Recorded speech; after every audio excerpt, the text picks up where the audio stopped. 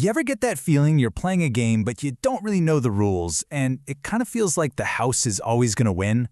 Well, today, we're diving into something really fascinating. A whole bunch of people are deciding to just walk off the field. They're done playing. I mean, it's a huge question, right? It gets right to the heart of how our whole financial world is set up. Like, why on earth would someone just intentionally walk away from the whole system? You know, credit cards, loans, all those scores we're told are essential to just live. That's exactly what we're going to dig into. Yeah, they've actually got a name for them, the debt forsaken. It's like this quiet rebellion against traditional credit. And to really get what's pushing them to do this, we've got to look at the whole system in a completely different way. And that way involves monkeys, leaves, and bananas. Yeah, you heard me right. It sounds a little out there, I know, but just stick with me here. This simple little story is probably the best way I've ever seen to unpack the super confusing world of debt and credit. All right, let's get into it. So, welcome to the Leaf Card Game. Picture this, you're in a jungle, and the one thing everybody wants is bananas. Of course, right? But getting bananas takes time, it takes work, and let's be honest, sometimes you want those bananas right now. Well, that's where the Monkey Bank steps in. See, the Monkey Bank comes along and offers every single monkey this shiny, tempting little thing called a leaf card. And the idea is super simple. It's basically a tool that lets you borrow leaves, that's the jungle's currency, so you can get your bananas on the spot. All you gotta do is promise you'll pay those leaves back, eventually.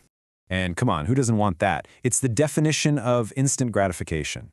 The promise is so powerful, isn't it? Get the good stuff now and just deal with the costs later. At first, the game seems amazing. It's fun, it's easy, everyone seems to be winning, but like with any game, you really need to know the rules. And this is where things start to get a little tricky. See, the Monkey Bank doesn't just hand out these leaf cards and call it a day. Oh no, they keep score. And this score? Well, it ends up becoming this hugely important thing in every monkey's life. The bank calls it your credit score. Now, on the surface, it seems totally reasonable. It's just a number that's supposed to show how responsible you are, right? You borrow leaves, you pay them back on time, your score goes up. Simple. A high score tells everyone you're a trustworthy monkey. You're a good player. But this is where we get to the real paradox at the heart of this whole game. The Monkey Bank tells you, hey, borrowing leaves and paying them back proves you're responsible. But then you have this wise old monkey, we'll call him the Silverback, and he sees it completely differently. He points out, wait a second, the only way to prove you're good with debt is to always be in debt.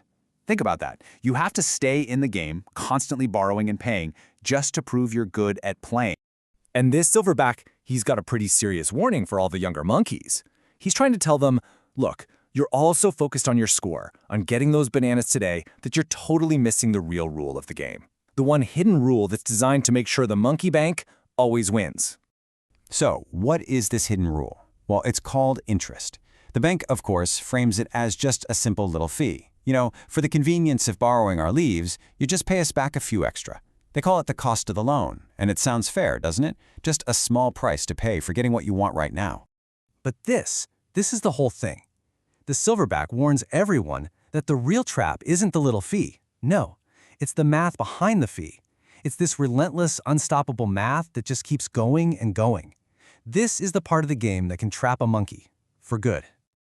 Okay, so let's break down how this actually works. Let's say a young monkey goes out and borrows 100 leaves, nice round number, gets a huge bunch of bananas, and they are absolutely planning on paying it all back, like super quick.